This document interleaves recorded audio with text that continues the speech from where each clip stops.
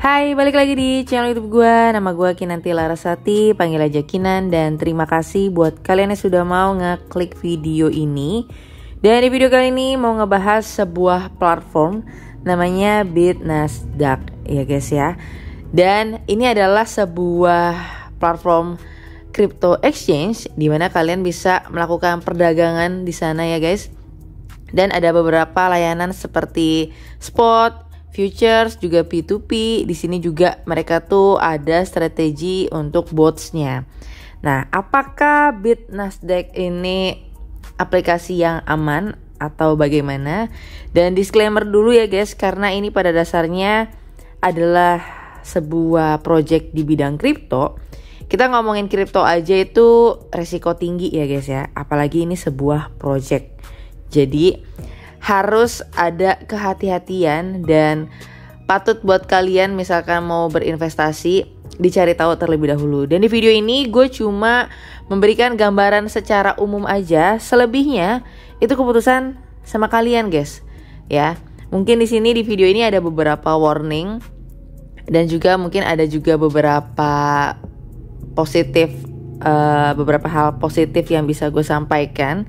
Dan keputusan akhir sama kalian sebagai penggunanya guys. Nah, kalau kita lihat di websitenya, di sini ada register untuk verify. Dan juga di sini ketika kalian itu registrasi, kalian itu bisa dapat redeem 50 USDT kupon ya guys ya. Tapi setelah gue lihat lagi gitu ya, beberapa YouTuber ataupun orang-orang yang udah share itu di sosial media, itu nggak stuck di situ. Maksudnya ada tahapan lanjutannya yaitu KYC. Memang hal KYC itu normal ya guys untuk sebuah exchange, dimana mereka ingin mengetahui customernya itu siapa sih, gimana sih orangnya.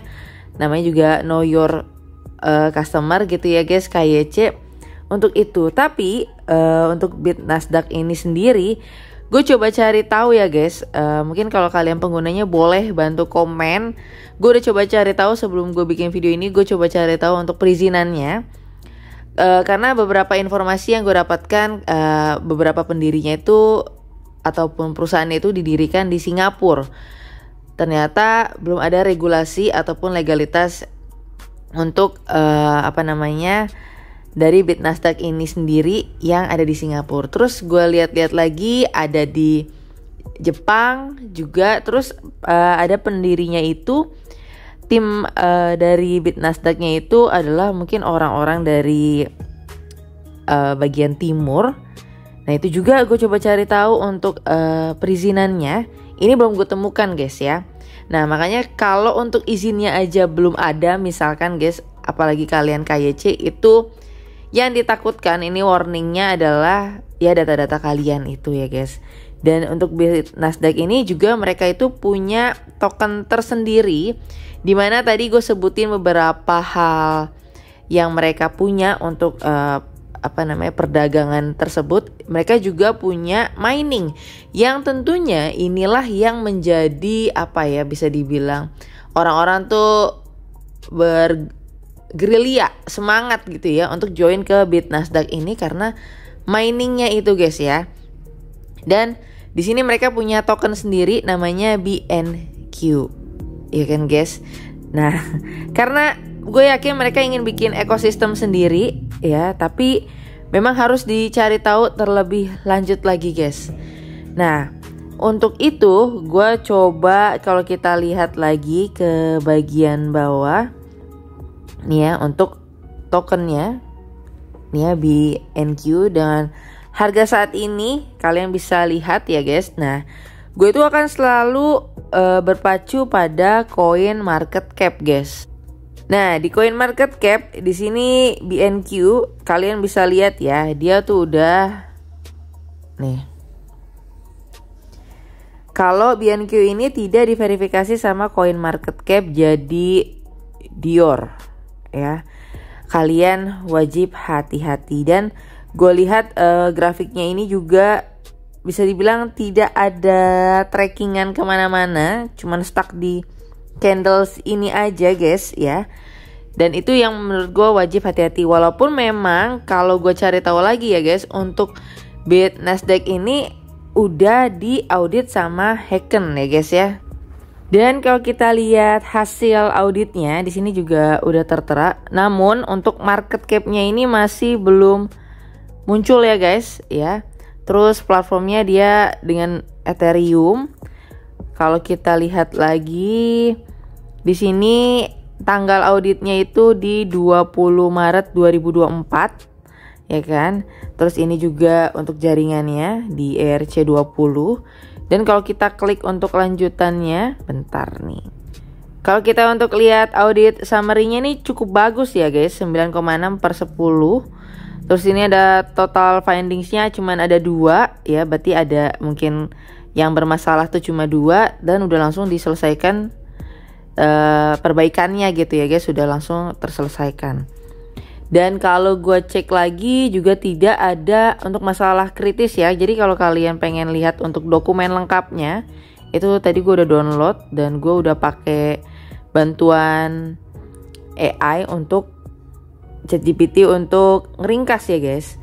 Ya, jadi tidak ada masalah yang terlalu tinggi terkait ini.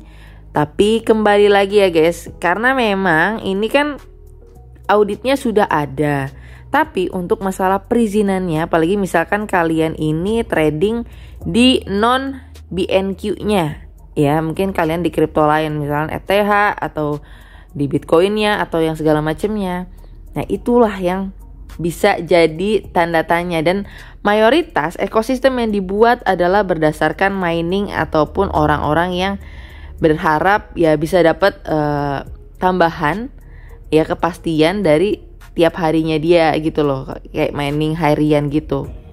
Kemudian kalau kita lihat di sini ya guys, jadi BitNasdaq ini juga join sama Future of Blockchain Summit 2025, dimana ini sebenarnya terlihat keniatan dari BitNasdaq itu sendiri untuk membangun ekosistemnya nih. Kalau kita lihat di sini ya ini yang ada di Dubai ya guys ya. Namun gitu ya guys, jadi tadi kan gue udah cek di CoinMarketCap, terus juga gue ngomong soal perizinan ataupun legalitas dari BitNasdaq itu sendiri yang belum gue temukan gitu ya. Buat kalian yang tahu bisa dituliskan di kolom komentar, karena menurut gue penting gitu ya, sebuah exchange kripto apalagi yang sangat amat beresiko tinggi harus punya izin. Terlebih dia udah masuk forum ataupun pertemuan ya.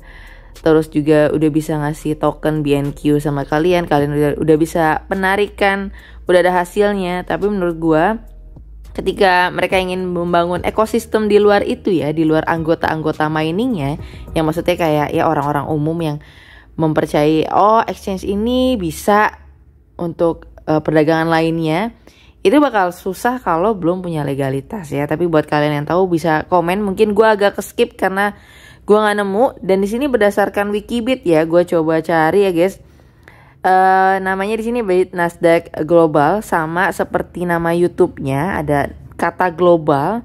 Nah ini tidak ada lisensi ya, ini berdasarkan Wikibit ya guys, gue tidak mengada-ngada. Makanya tadi ada beberapa hal positif, tapi juga ada beberapa hal yang menurut gue kalian wajib berhati-hati. Terus skornya pun bisa dibilang cukup rendah. Ini websitenya, ini berdasarkan Wikibit ya guys. Terus sebenarnya di Wikibit ini gitu ya, mereka itu bilangnya sudah ada sekuritas yang mengatur dari BitNasdaq ini, yaitu SEC. Tapi sekali lagi ya, gue coba-coba cari guys, itu tidak gue temukan ya. Jadi kalau sekali lagi kalau kalian tahu ya bisa komen. Dan kalau untuk SEC ini jatuhnya adalah legalitas untuk daerah di Amerika Serikat ya guys. Dan apakah tadi ya gue bilang itu apakah dia di Singapura, itu ada MAS gitu ya. Terus juga apakah karena gue lihat nama dari CEO atau COO-nya itu namanya Ahmed, itu apakah juga dari Uni Eropa ya. Di situ kalau Uni Eropa itu ada ESMA atau MICA, dan kalau di Indonesia ya kita udah pada tahu itu ada OJK ya guys yang sekarang. Dan gue coba-coba lihat lagi, mereka ini udah punya beberapa sosial media banyak gitu ya. Dan sini mungkin gue ambil YouTube. Dan kalau kalian lihat memang pengikutnya, subscribersnya itu memang belum terlalu banyak guys ya. Nah ini videonya sudah ada 145 ya. Ini recapnya yang Future Blockchain Summit 2025. Ini mereka beberapa nampilin. Tapi sekali lagi itu tadi ya beberapa hal yang mungkin gue sampaikan guys. Ada baiknya untuk tetap berhati-hati dan sekali lagi kripto risiko tinggi. Kemudian di sini gue juga cari informasi dari grup Telegram mereka dari Bit Nasdaq Global. Ini gue lihat-lihat guys ya. Kan gue nyari-nyari SEC itu ya sebenarnya ya dari keterangan di Wikibit sebenarnya. Cuma ini mereka itu banyak kan nge-share nih, ini ada satu nih yang ada sertifikat finance-nya, ini juga 2 dan seterusnya, ini banyak nih guys. Nah, kalau kita klik gitu ya guys. Di sini mereka ini emang kalau gue lihat ya gencar untuk gimana caranya program affiliate-nya. Tapi bukan serta-merta affiliate, Ponzi, penipuan, money game gitu ya. Bukan juga guys ya. Karena tadi beberapa hal yang sebenarnya udah bisa sih, tapi yang ada beberapa warning yang gue sebutkan tadi yang mesti harus diklarifikasi ya. Dan juga di sini ada sertifikat MSB.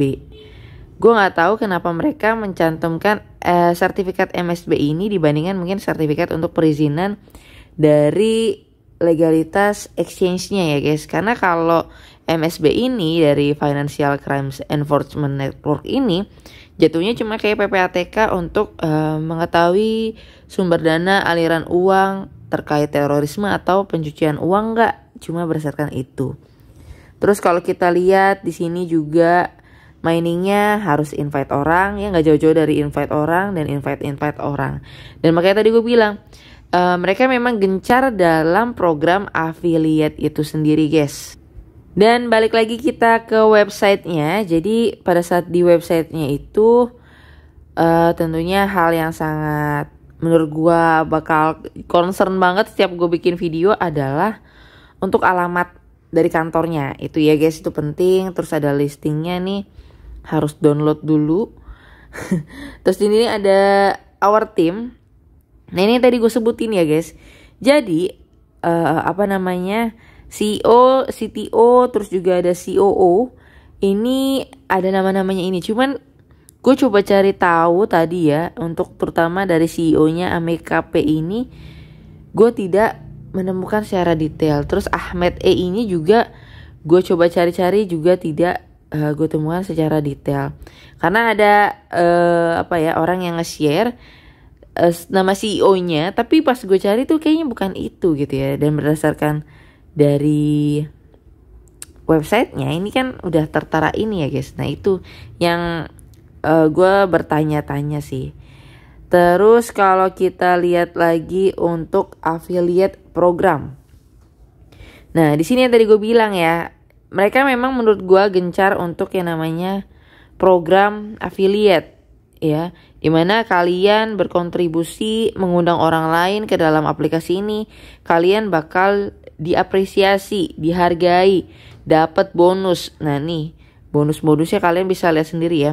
Jadi kesimpulan ya kalau menurut gua ya guys ya, setiap kalian menginvite nih misalnya agennya di sini kan, dia itu nginvite user ini, kemudian user ini trading ya kan, 30% masuk ke sini.